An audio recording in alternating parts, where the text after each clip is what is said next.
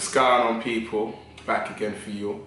Hey guys, how are y'all? Fuck on. But yeah, so today, today obviously, serious cap on.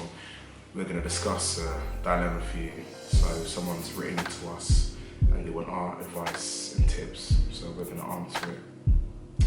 Yep. Today's dilemma is called Insecurities and Disappointment. Whoops. Take two! As he said, we're going to be doing a dilemma, and we're going to help bring about a resolution, a solution, to this issue at hand. So let us know what you think. Cool. So today's dilemma is called Insecurities and Disappointments. Okay, so I'm just going to read it. It says, "Hey TeamSwoduel. My name is blah blah blah, and lately I've been going through some personal issues, mostly to do with my education and my self-image. I've been battling with my weight and how I look. To be more exact, since I was 10 and I'm turning 18 now. I really want to accept myself and be happy with who I am, but I find it so easy to find many things that are my flaws, rather than being happy with myself and being content. I know for a fact that once I accept and love myself, I'll find peace. I just don't know where to start. Also, as previously mentioned, I'm 17 going on 18, and I really want to improve my relationship with God. I find that I'm inconsistent when I pray. 1 week I can pray traditionally in a sense of like 2 times a day, but the next week I go a whole week without prayer. I'm sick and tired of this habit and I'm ready to change, but my dilemma is like the one above. I don't know where to start. Finally, I'm retaking year 12, which actually saddens me because I've always been hardworking. So to see those who weren't as hardworking as me easily pass year 12 going into year 13 amazes me. I'm one of 2 friends that are retaking. However, I moved to a different school to retake because I didn't like the 6th form I was at. I want to have a positive attitude, but whenever I'm in class learning the same thing again, it just annoys me because there's a constant reminder of how dumb I was last year, even though I worked hard. What should she do? First things first, don't be so harsh on yourself. You're not dumb. Yeah. Behind every disappointment's a blessing. I can relate to you. I amazingly flunked my AS levels the first year I took them, but me too. And I guess I was in the same predicament, same boat. I did beat myself up about it, but I learned that my setback, gives me a great comeback. Gives me the opportunity for a comeback. So don't beat yourself up. Sometimes it just happens. It's life. Yes, your peers will move on to year 13 and go to uni every year before you, but so what? Everyone runs their own course, their own race. Yep. Run your race, stick to your race. Yep. Again, what did she mention? She said called herself. There's a few things that are a bit harsh. Let me just see. Alright, let's first thing, you mentioned about your weight.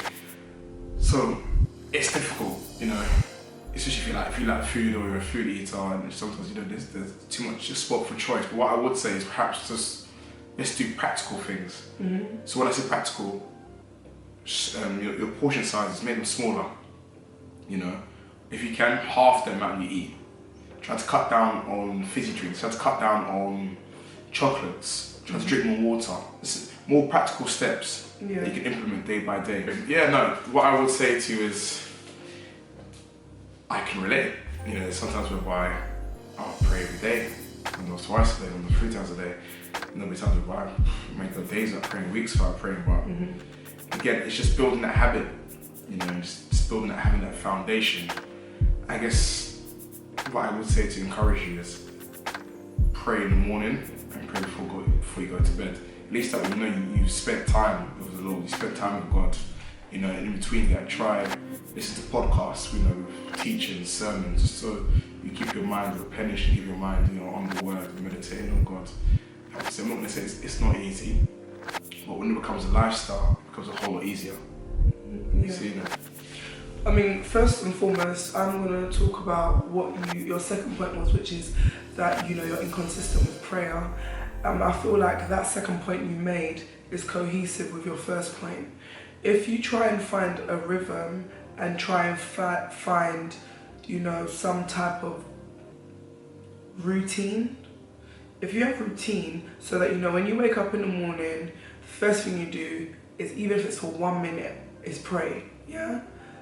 You can literally start off by just thanking God and maybe singing one worship or a praise song. Start off little. By the time you've done that for a week, you'll find the second week you're actually praying for 2 minutes or 3 minutes or 4 minutes. And I think with that, you'll realize that before you know it, you're getting closer to God because you're praying more, which is making your mind be more in sync with Him, which is going to make you want to praise God more and listen to more gospel, little things. Sometimes when I'm unable to pray or I don't know the words to pray, I'll worship. I think I've said that before. I would listen to gospel music. Or sometimes when I feel like, oh my gosh, what words do I say? I look up scriptures, or I can Google prayer points for confusion, or prayer points for, you know, being unhappy. Do you know what I mean? You can Google anything and it will give you scriptures and maybe something you can pray, and maybe just use that scripture to help you with your prayer. And then as you keep continuously doing that, you'll realize that before you know it, your prayer life and your relationship with God is a lot stronger than it was before.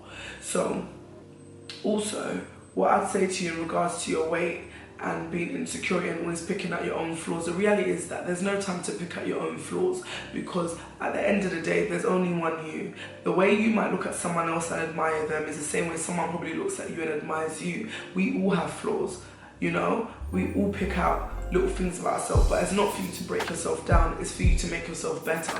So the things you find a flaw, bring it before God and ask Him that He makes you secure about them. If you have an issue with your weight, just like EJ just told you, practical steps. Again, the same discipline that you're going to practice by doing your praying, try and be disciplined in eating. And I talk to myself as much as I talk to you, because it's become a thing where you have to stop eating after 7. Just little things like that. No you know carbs. what I mean? No, you can eat, but cut out the carbs. And what you eat, like, just make sure it's things that are beneficial to keep you healthy, because as I said, you want to be the healthiest you, not just, oh, I want to be skinny. You know, there's no point in being skinny or slim or slender and you're not healthy. You just want to be the best you possible. For me, in my opinion, when you've got a relationship with God, you're the best you possible. When you are feeling great, you're the best you possible. And again, about you being year 12 and having to repeat, girl, I repeated a year in college, I repeated a year in university. I'm not saying it's okay, but I'm saying it happens sometimes. And when it does happen, sometimes you just have to redo it humbly and do even greater than you did before. Sometimes God allows us to repeat things in life so that we can analyze what we didn't do so good the time before, so that when we have to do it again, we've learned even more. And you'll realize that maybe from you doing a repeat, eventually when you go on to do your next course possibly, you're going to notice that, oh my gosh, I've got one up than other people. You might have a better understanding of other things. So trust me, do not put yourself down. What you need to understand is that everything happens for a reason. And literally, this is happening to you for a reason, because God wants you to do something and He wants to show you something, and this is going to get you somewhere. So you just have to have a positive mindset, a positive outlook, and believe that something great is going to come out of it, literally. Brilliant. No, let's add on to that as well. Never ever call yourself dumb again. Yeah, please don't. Don't make that a self-fulfilling prophecy. So a man thinketh, so is he.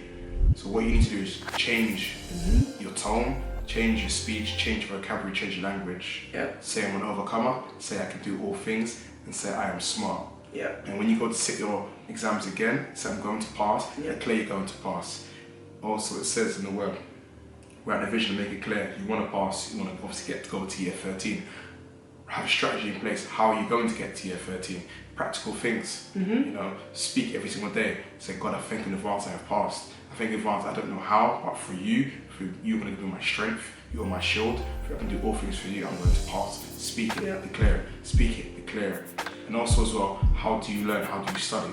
Are you someone that reads, sits and reads? Are you someone that likes to see things visually? Are you someone that's interactive? Do you need to make post-it notes? Do you need to make small cards? Do you need to digest the notes by doing drawings? Find out what works best for you. Find out your technique.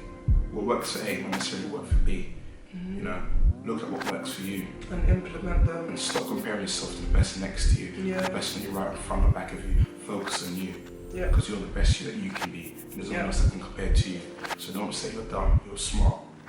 Literally everything he's just said, with every point you've made, you need to practice discipline and declarations.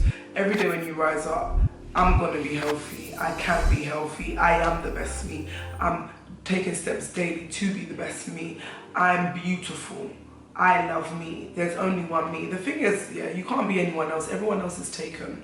Someone wants to be you, and you're taken, so be the best you can be, because you've only got one life to live, so you need to conquer being you.